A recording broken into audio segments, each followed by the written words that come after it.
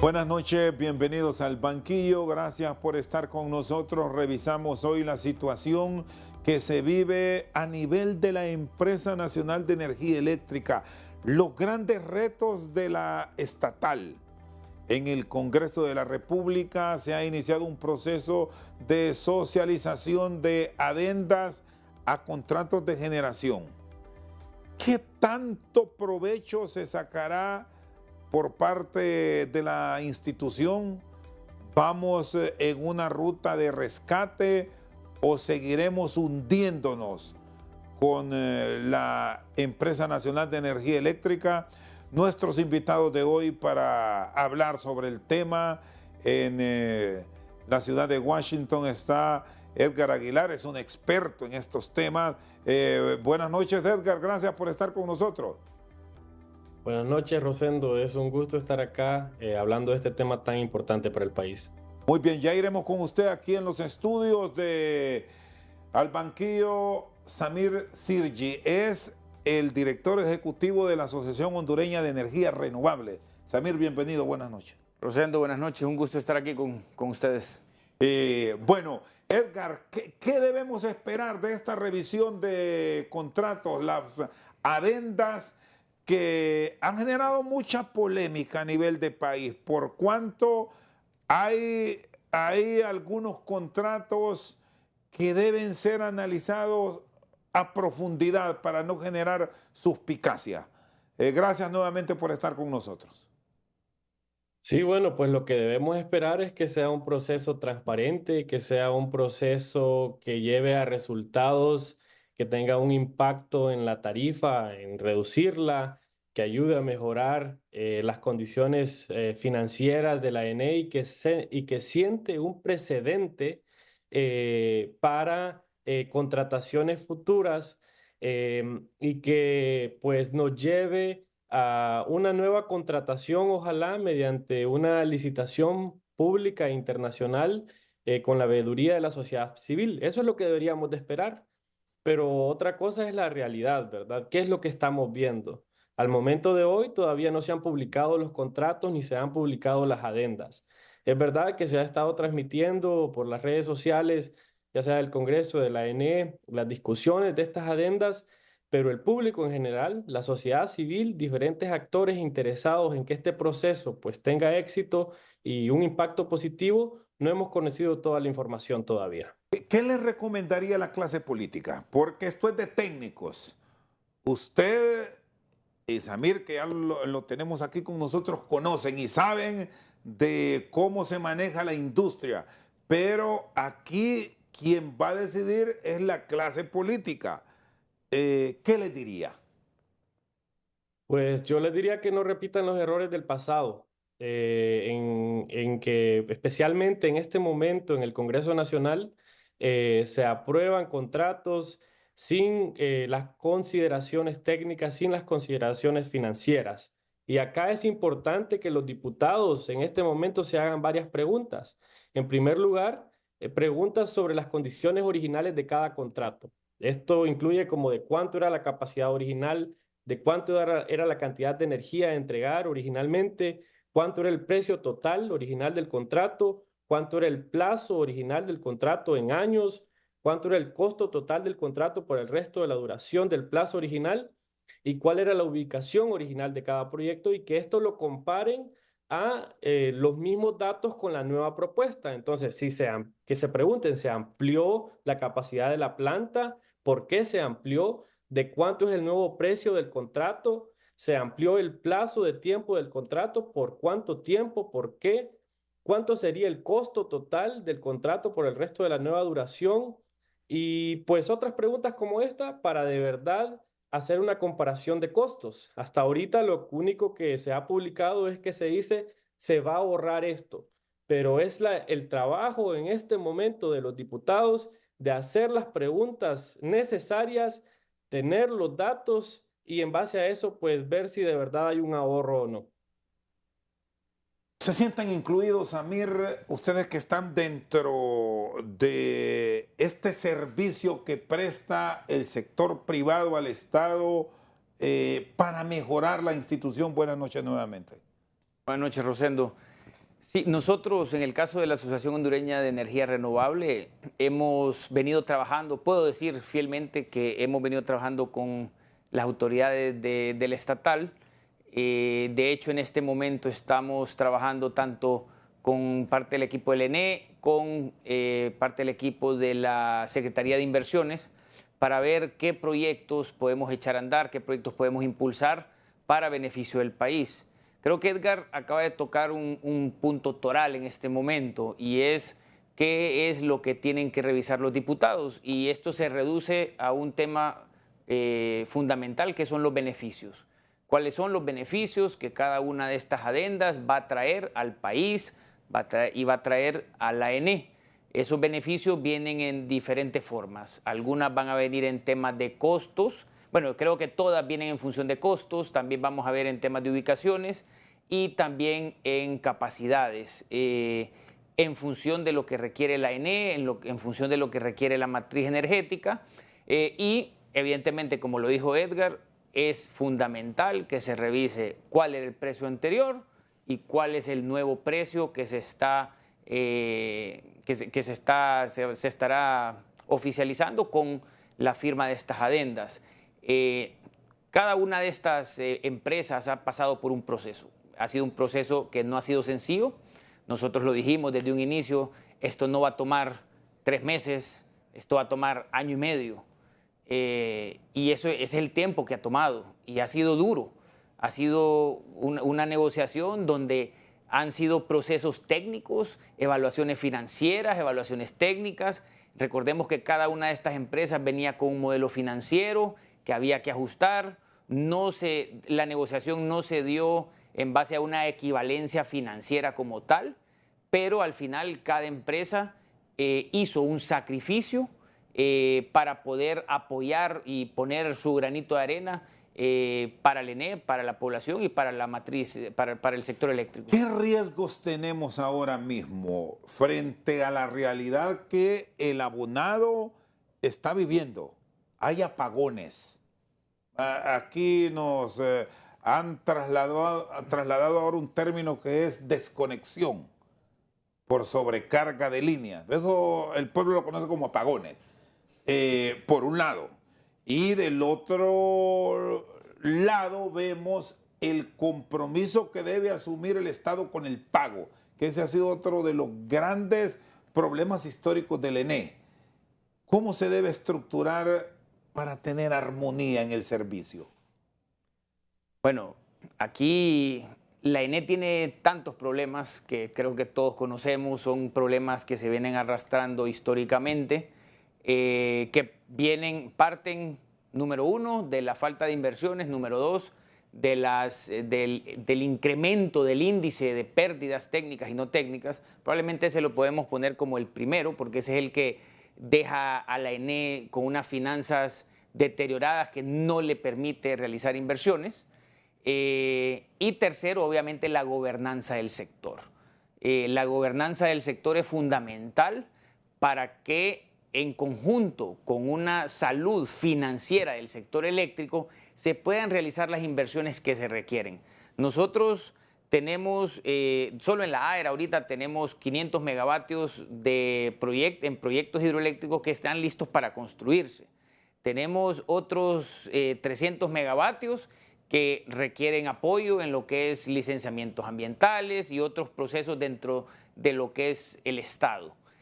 Si esto se puede apoyar, si hay un camino trazado, claro, ágil, las inversiones se dan. ¿Y hubo reglas claras en todo este proceso a lo largo de los años o hubo favoritismo, Samir? Mire, el sector eléctrico ha sido un sector caracterizado por el reto, por ser un reto. Los generadores y los desarrolladores tienen la particularidad que tienen algo en común todos, que tienen mucha paciencia. ¿Por qué? Porque desarrollar un proyecto en este país le puede tomar 12 años, 10 años, 8 años. Ese es el caso de la mayoría de nuestros agremiados. Cada 4 años cambia, digamos, no las reglas del juego, pero sí la dinámica del sector. las leyes que se han venido implementando. Si usted revisa todas las leyes desde el 98, cada una de estas leyes nunca se ha terminado de implementar. La ley marco del 98 no se terminó de implementar. La ley general de la industria eléctrica de 2014 no se terminó de implementar. Cuando acá se trató de implementar la ley general de la industria eléctrica, en Guatemala la implementaron en 4 años durante el periodo del presidente Arzú. Acá estuvimos casi 10 años y no lo logramos. Entonces, tenemos que ser más ágiles como qué país. les provoca toda esta incertidumbre? Porque esas indecisiones del pasado es lo que nos tiene hoy de rodillas, con contrataciones de costo fijo que asustan, que ya lo vamos a abordar este tema. Creo que es fundamental que trabajen de la mano siempre, empresa privada y gobierno. Nosotros desde la AER tratamos de fomentar eso, ¿verdad? Esa relación, ese relacionamiento con el gobierno para, desde nuestra perspectiva, desde nuestra óptica, tratar de darles a ellos los mejores insumos para que puedan tomar las mejores decisiones posibles. Así fue con el gobierno anterior, así ha sido con este, dependiendo, pues, siempre, pues, no siempre es claro el camino, pero vamos tratando de llenar esos vacíos. Ahorita, por ejemplo, nos hemos reunido con el gerente del ENE para ver el tema de contratos bilaterales. ¿Por qué? Porque se necesitan, él nos decía, Samir, necesitamos, y a la presidenta de AER, a la ingeniera Arlen Flores, nos decía, Samir, necesitamos empezar a echar a andar los primeros contratos entre privados para que podamos empezar a ayudar a satisfacer la demanda. Pues tenemos una demanda insatisfecha, tenemos que encontrar los mecanismos para ir satisfaciéndola, para que las industrias cuenten con los requerimientos de energía y potencia, ¿verdad? Y todo esto, ¿qué es lo que requiere? Que trabajemos de la mano porque hay vacíos dentro de la ley, los reglamentos, las normativas, y esos vacíos tenemos que irlos evacuando, tenemos que ir revisando, pero solo lo podemos hacer sobre la marcha, y que eso es lo que estamos tratando de hacer, evidentemente, para sacar adelante el sector. Por el lado de los privados está la parte de invertir. El privado tiene ánimo siempre de invertir. Evidentemente en generación es un poco más difícil por la situación de pago de los generadores, que es producto del alto índice de pérdidas que hay. Tenemos que controlar esa situación. Eso creo que es el principal reto que tenemos como país. Ahorita tenemos una crisis producto de una situación climatológica, pero independientemente de esto, creo que todos van a llegar a la misma conclusión siempre, y es que tenemos que desarrollar todos los proyectos que tenemos en cartera, tanto privados como públicos. Ni uno es ajeno al otro. Se necesitan tanto los proyectos pequeños que representa el sector privado, como esas represas de gran envergadura que le corresponden, que tiene en cartera el gobierno. Esas represas que van a venir a servir como base principal en cuanto a generación y en cuanto a costo de la red. Edgar, plantea Samir la gobernanza del sector. Nunca se ha tenido por todos los reclamos que de uno y de otro lado se han presentado. Después de estas revisiones que se están ahora mismo en proceso de discutir en el Congreso Nacional, ¿podemos encontrar esa gobernanza que permita a la administración pública, porque aquí es el Estado como tal, a la sociedad hondureña, encontrar las respuestas que espera de un monopolio en vías de quiebra? Así es, bueno, el subsector eléctrico en Honduras por las últimas décadas ha estado caracterizado por la falta de gobernanza, y eso ha resultado en que hoy tengamos uno de los servicios pues más débiles de la región. Los apagones persisten, en Honduras pagamos la tarifa más alta de Centroamérica, tenemos las pérdidas de electricidad más altas también, que esto tiene un impacto financiero pues terrible en la empresa. Hay altos niveles de mora, o sea que no hay un flujo de efectivo en la ENE para que pague sus cuentas a tiempo. Y igual hay un déficit en la capacidad firme para garantizar el suministro. Y acá, ¿verdad? El gran problema es que aunque en algunos gobiernos exista la buena intención y las acciones en las inversiones o en mejorar, esto no es sostenible porque luego los gobiernos no duran para siempre. Viene un nuevo gobierno con una diferente estrategia, con un diferente enfoque y se debilitan ciertas áreas. De esta forma, lo que ha sido probado para mí en los 57 años de la empresa es que la clase política, la mayoría, pues ha influido en cómo se manejan las decisiones en esta empresa y eso es lo que nos tiene en esta situación pues tan nefasta de la que pagamos un gran costo, ya sea con la tarifa más alta, con las pérdidas cuando se nos arruinan los alimentos, los electrodomésticos o por medio de los impuestos, ya que actualmente el gobierno está transmitiendo, por ejemplo, grandes cantidades de dinero porque la NE no recupera mediante la tarifa sus gastos para poder pagar lo que necesita para sus operaciones, para poder pagar la generación y para poder hacer inversiones. Eh, Ha sido probado que este modelo no ha funcionado, por lo que dije anteriormente, cambian las autoridades, no hay un gerente estable. La empresa más grande del país, para mí, debería de tener un sistema de gobernanza en el que haya un gerente, pues que dure varios años, que después de aprender bien cómo funcionan las cosas, pues tenga la capacidad y la experiencia para manejar la empresa de la forma más óptima. Esto no va a mejorar si seguimos de la misma forma. Entonces, esta renegociación de contratos, si bien sí responde a demandas que se han hecho anteriormente por sociedad civil y otros actores y por la evidente, pues,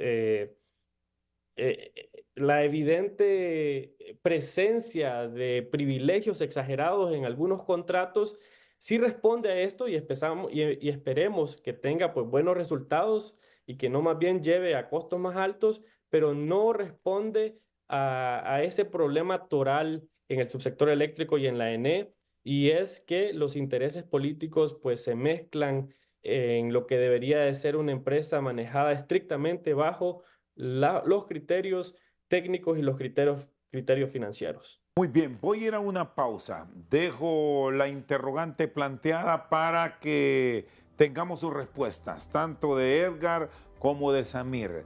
Ahora que se están revisando es costos en la mayoría de los proyectos que llegaron al Congreso Nacional, pero es oportuno hablar de leyes especiales para buscar la forma cómo recuperar la NE. Se puede retomar la Ley General de la Industria Eléctrica, inversión para el tema de la transmisión. ¿Cómo debe ser el planteamiento a nivel de los diputados en momentos que tocan una de las instituciones que más problemas nos genera las finanzas? Hoy están con nosotros dos expertos en economía y finanzas. Después de la pausa tenemos su respuesta. Seguimos al banquillo. Edgar Aguilar, que nos acompaña desde la capital federal de los Estados Unidos, experto en temas de energía y financista. El tema de las adendas, más allá de lo que se está revisando, ¿qué otras iniciativas ahora mismo se deben llevar a discusión de la Cámara para intentar salvar la NE?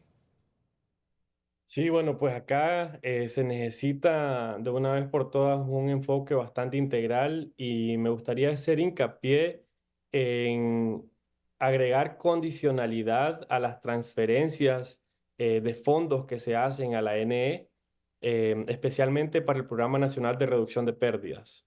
Uno de los grandes problemas, como ya lo dijimos, es que la NE, por las grandes pérdidas, no recupera los costos y entonces se endeuda y esto genera pues costos más altos porque ahora quienes le quieran vender energía a la ENE, como no paga a tiempo, se la van a vender más cara.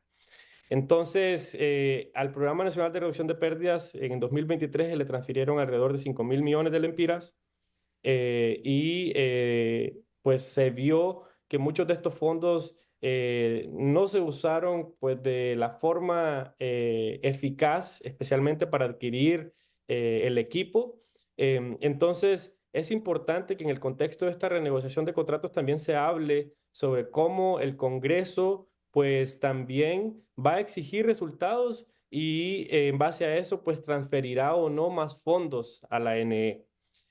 Además, es importante que de la mano de este proceso de renegociación y de esta discusión se promueva procesos que sigan los planes a largo plazo, tanto para la expansión de la generación como de la transmisión, y que esto se haga con licitaciones públicas internacionales y con las veedurías correspondientes de la sociedad civil.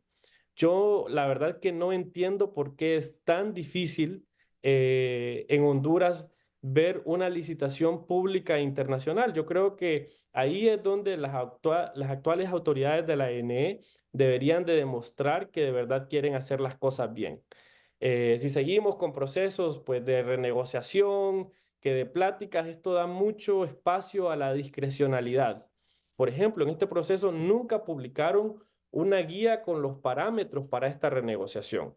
Por eso ahora estamos viendo que se están incluyendo pues, contratos que no estaban en operación eh, y elementos que nunca tuvimos la claridad en base a qué se va a hacer la renegociación. Entonces, esto solo se va a evitar si procesos futuros se hacen mediante pues, procesos competitivos, licitaciones. También es importante acá hablar sobre el tema del despacho. ¿Cómo aseguramos que el despacho de la energía, antes por el operador del sistema, según lo mandaba la Ley General de la Industria Eléctrica, y ahora por el Centro Nacional de Despacho, que pues se maneje con todos los criterios técnicos y que pues despache en base a esos criterios, ¿verdad?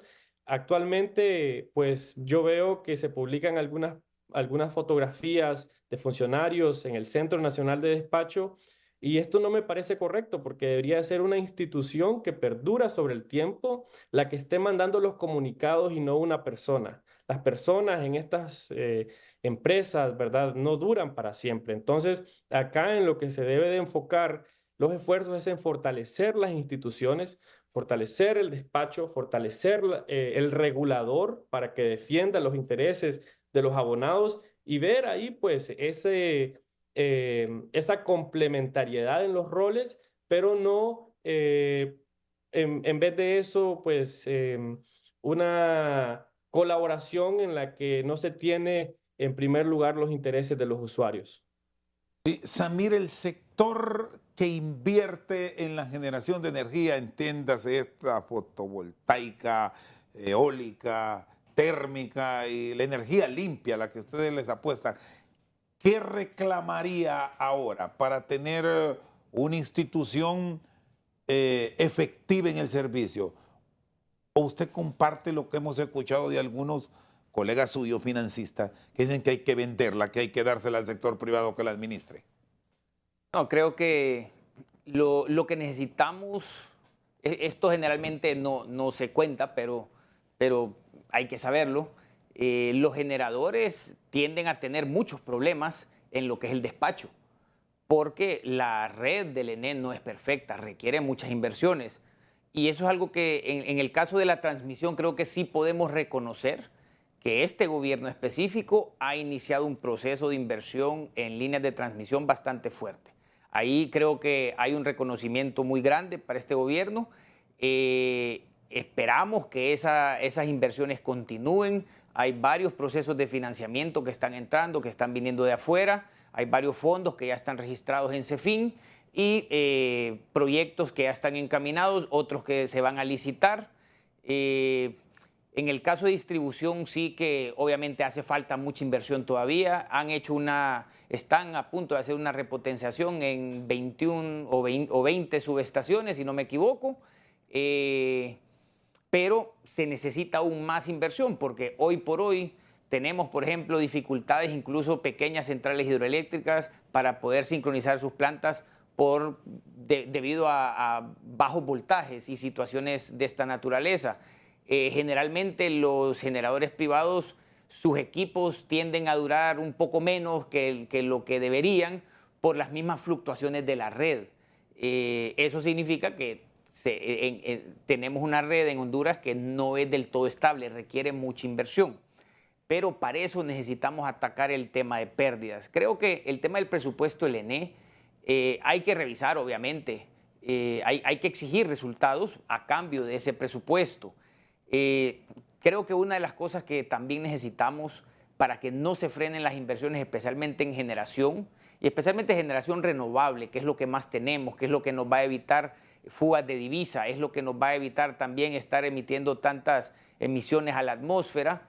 Obviamente, y sé lo que están pensando los ingenieros ahorita, y es, sí, pero necesitamos potencia firme, claro, pero podemos incentivar que las próximas hidroeléctricas vengan siempre, que tengan cierta capacidad para regular, o igual en el caso del almacenamiento, ya es tiempo que empecemos a meter los proyectos solares, proyectos eólicos, que vengan con almacenamiento, que entiendo que ya estos próximos vienen bajo esas condiciones.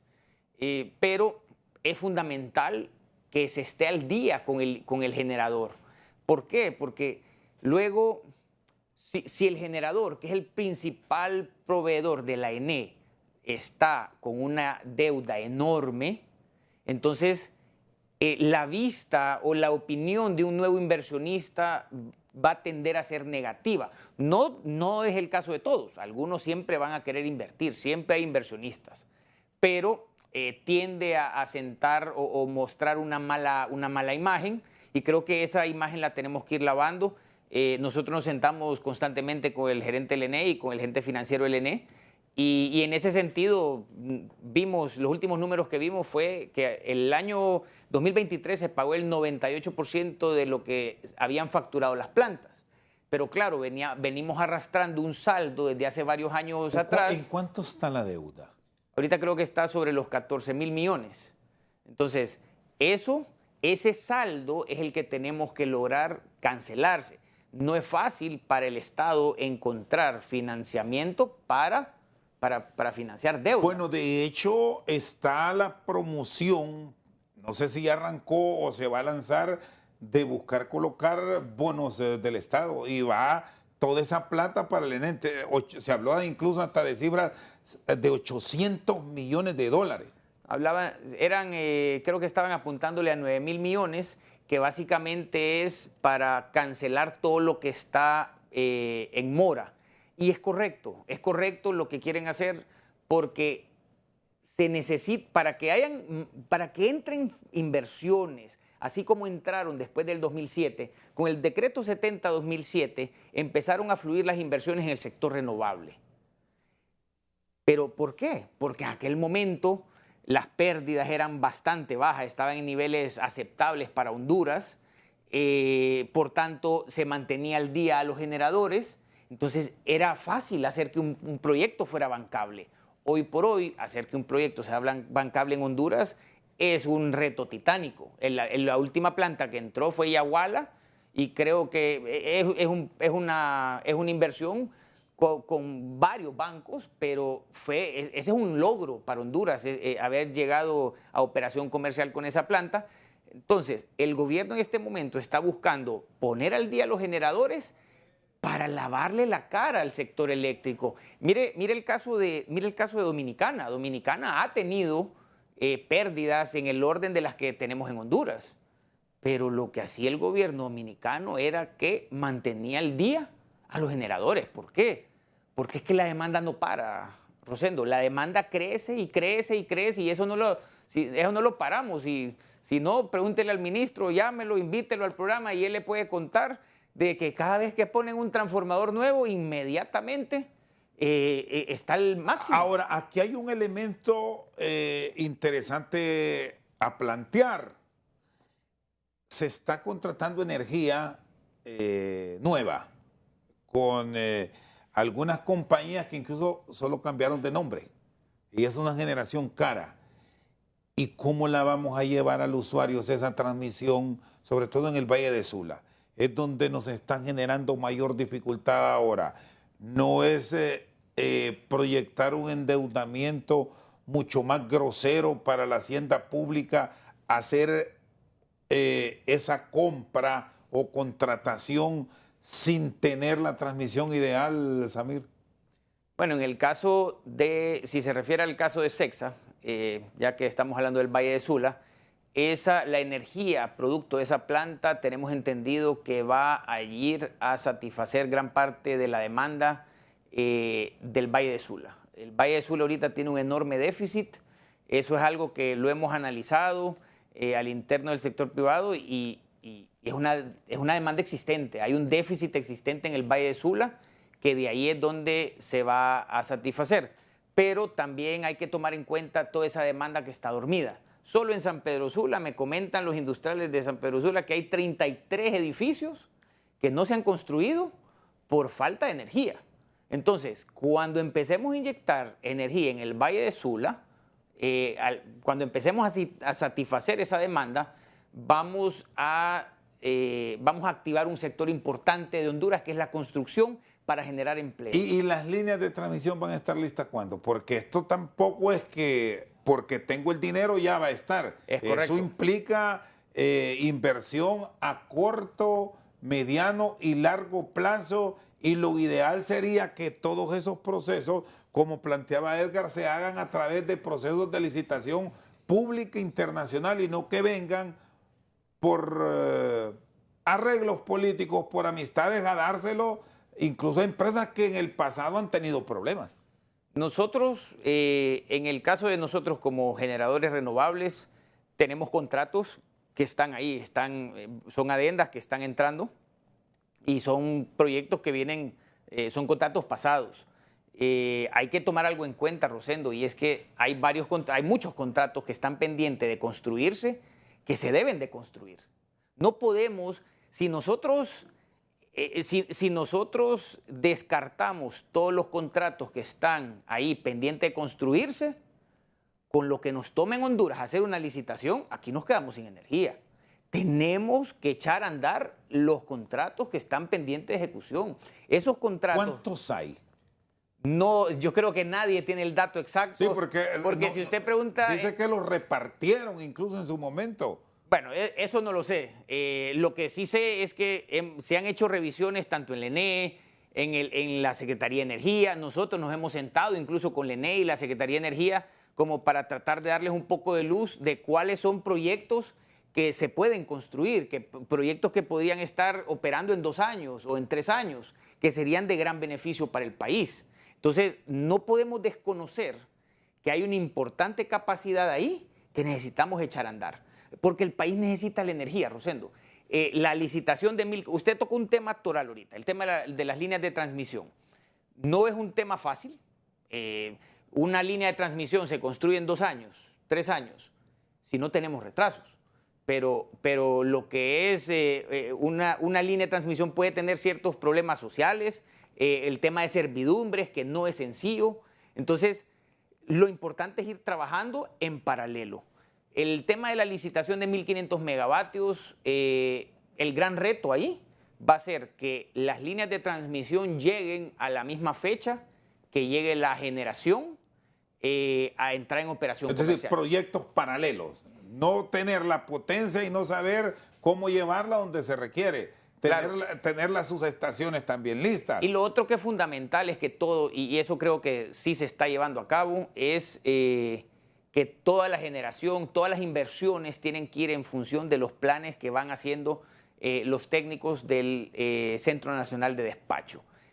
Cada uno de esos planes, el plan de expansión de la transmisión, es fundamental para saber dónde tenemos que poner las plantas de generación.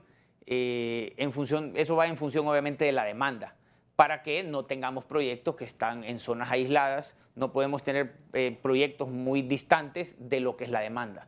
Tenemos que atacar la demanda de la forma costo eficiente, más factible para el país.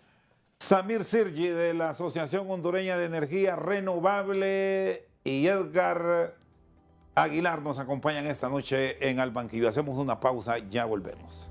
Seguimos al Banquillo. Edgar Aguilar, usted tocaba un punto que es fundamental en aras de transparentar todos estos procesos, las licitaciones, pero ¿por qué le tenemos miedo? Se insiste en planificar para la ejecución presupuestaria del Estado, pero es lo que menos hacemos. Ahora vamos por líneas de contratación directa y ahí es donde se generan las dudas. Para estos 1.500 megavatios, que es una energía que se va a necesitar para los próximos años, ¿estamos a tiempo frente a las necesidades que hoy tiene la población, el abonado de la NE? Estamos tarde, como decía el licenciado Sirgi, ¿verdad? La demanda sigue creciendo. Entonces es importante avanzar con esta licitación y es importante para mí más que todo hacer una reflexión también, especialmente los diputados, los funcionarios, pero la población en general. Creo que a veces nos cuesta dimensionar el impacto financiero que tiene la forma en la que la NE se ha manejado por años, en la que pues los criterios políticos a veces han predominado en cuanto a la contratación de personal, en cuanto a cómo se desarrolla, la concesión de contratos que se hace por amistad, en cuanto en algunas ocasiones, en cuanto también a la asignación de proyectos que si tal político es amigo de otro funcionario en la ENE, ya le dan postes para que vaya a dar postes en el tiempo de la política, en su departamento, en sus municipios. Esto no ha funcionado y los funcionarios, los políticos, pero también nosotros como población debemos de entender el impacto tan negativo que ha tenido esto en nuestro bolsillo. En primer lugar, nos ha dejado con este servicio pues decrépito, ¿verdad? Con apagones, con una tarifa alta, con un sector que no estimula el crecimiento económico. Pero no solo eso, también año a año, eh, dinero que puede ser destinado a educación, a salud, a seguridad, es destinado para la NE. Cada lempira que va a la NE es un lempira que pudo haber sido usado para comprar más insumos para los centros de salud, para comprar libros para las escuelas, y los políticos y nosotros como pueblo debemos de entender esto y por eso exigir resultados. Entonces, si seguimos haciendo las cosas como se han hecho siempre, que es lo que pues mayormente veo, vamos a seguir en lo mismo.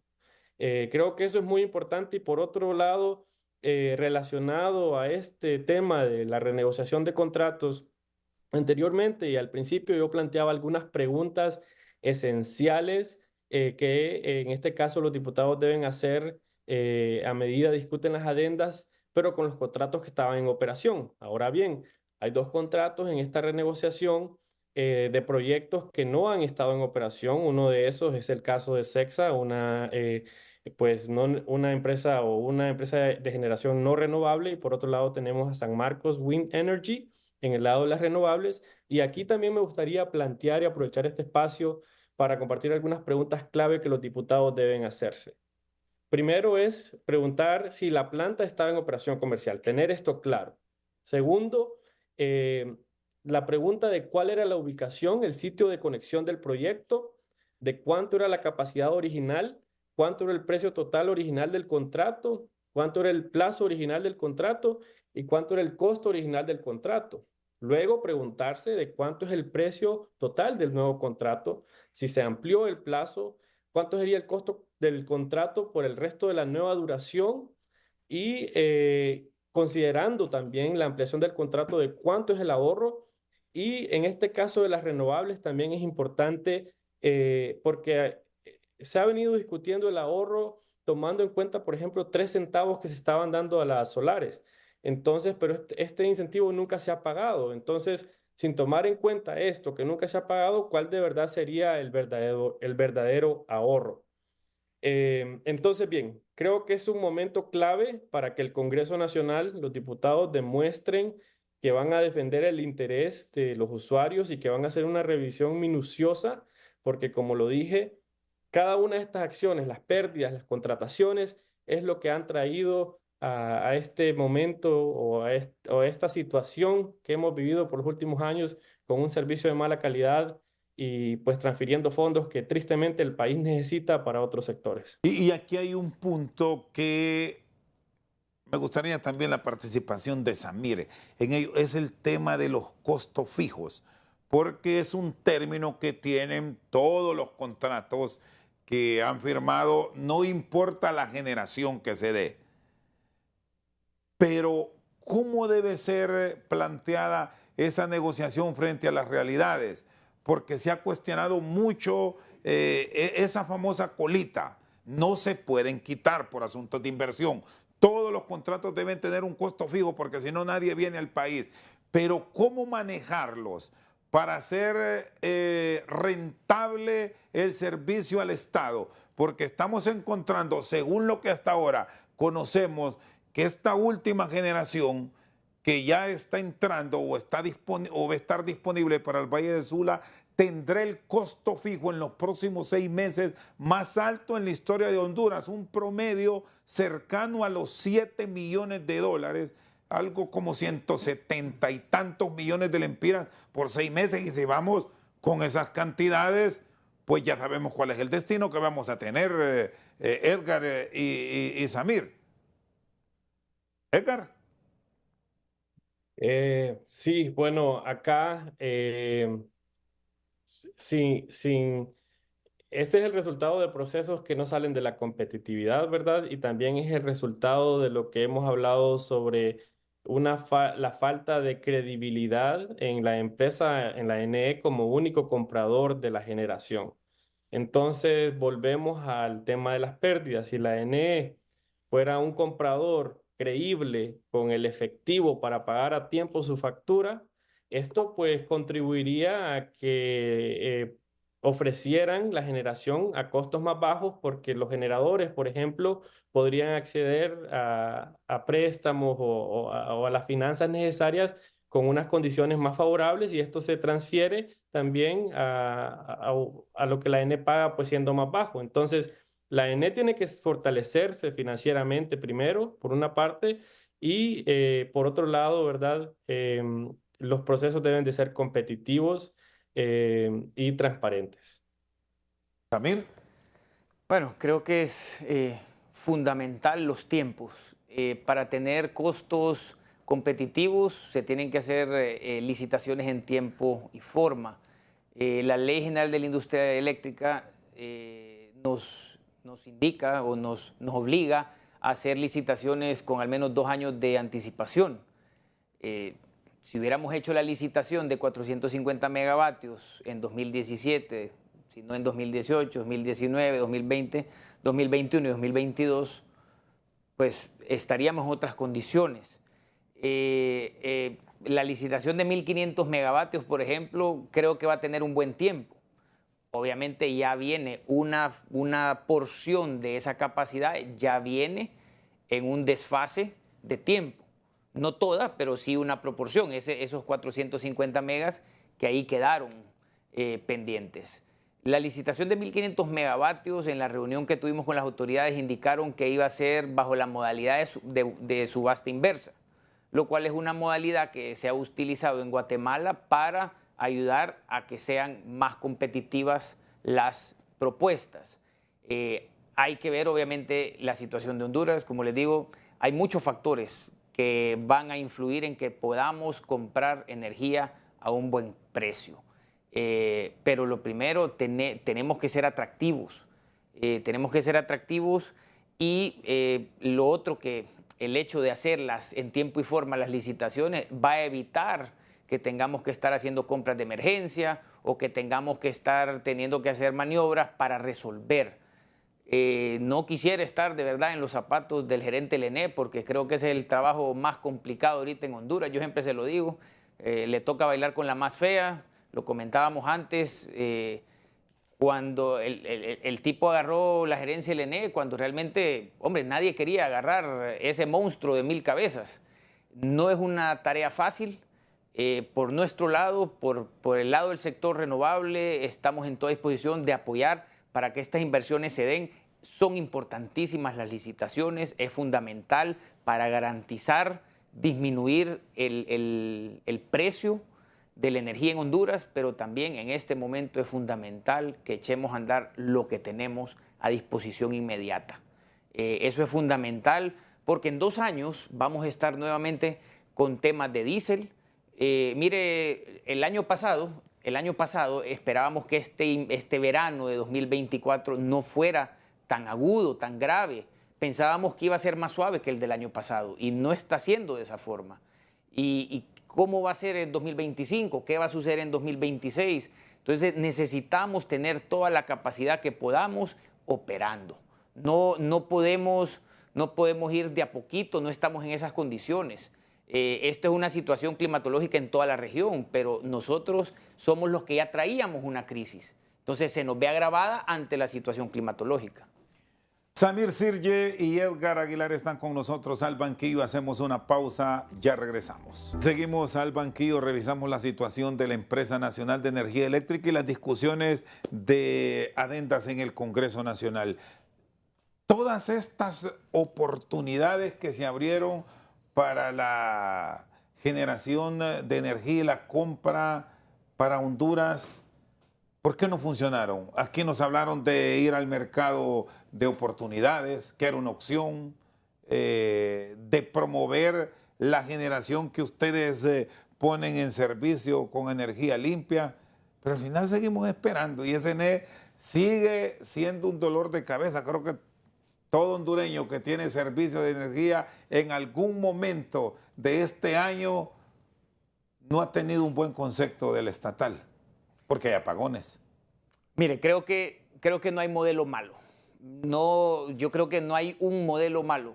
Lo que hay de repente es una mala ejecución. Sea el modelo que discutamos, si se ejecuta correctamente, vamos a tener resultados positivos. Pero no solo es un tema de resultados, es también el tiempo. Tenemos que dar resultados en el tiempo correspondiente. ¿Por qué? Porque si no perdemos credibilidad como país, como sector, como funcionarios, como ejecutivos. Entonces tenemos que trabajar de la mano, gobierno y empresa privada, para que el modelo que seleccionan las autoridades podamos dar resultados positivos a la población en el mejor tiempo posible. Solamente trabajando de la mano podemos poder dar resultados positivos en todas las áreas: generación, distribución y transmisión. Esto es fundamental. Hay que, ahorita con esta crisis que tenemos en este momento, yo sí les recomendaría, hay que acercarse con los biomaseros para poder ver cómo se puede generar algo de energía adicional ahorita. Ahorita estamos con las hidroeléctricas, están generando muy poco, las solares han caído también, las eólicas también. Es necesario que podamos obtener generación de algún lado. Creo que las plantas de biomasa con algún combustible alternativo podrían ser una solución de corto plazo. Y lo otro es revisar el tema de los consumidores calificados, de poder disminuir lo que hoy está catalogado en 5 megavatios, poderlo poner por debajo de 1 mega para poder reducir un poco la presión al ENE en ese sentido. Es decir, compra directa. No, esto le da la oportunidad a que un generador o un desarrollador pueda construir su proyecto a través de la firma de un PPA privado con un consumidor calificado, que es una industria.